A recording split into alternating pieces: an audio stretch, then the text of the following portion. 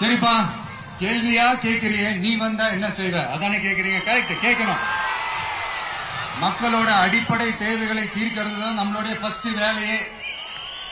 அதை தீர்க்கிறதுக்கான அந்த தேடி போறது, அதோட சொல்யூஷனை தேடி போறது தான் நம்மளுடைய ஃபர்ஸ்ட் அஜெண்டாவே. கொஞ்சம் வெயிட் பண்ணுங்க, தேர்தல் அறிக்கை ரெடி ஆயிட்டு இருக்கு. தெளிவான ஒரு தேர்தல் அறிக்கையாவது வரும்.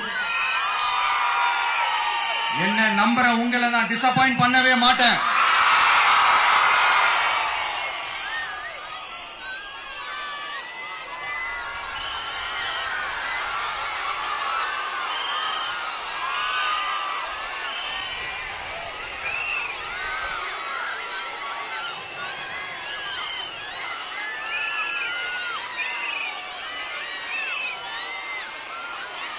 இந்த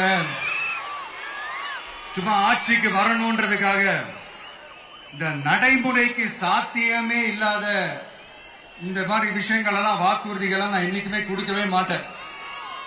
அதே மாதிரி ஆட்சிக்கு வந்ததுக்கு அப்புறம் கூட அவங்க அது தரல, இவங்க இது தரல அப்படின்லாம் பம்மிக்கிட்டு இல்லாம உங்களுக்காக எந்த எக்ஸ்ட்ரீமுக்கும் போய் நான் போராடவும் தயாரா இருக்கிறேன். அதனால நான் மறுபடியும் இதை நான் ரிப்பீட் பண்றேன். இவ்வளவு நாள் இதை நான் மட்டும் தான் சொல்லிக்கிட்டு இருந்தேன்.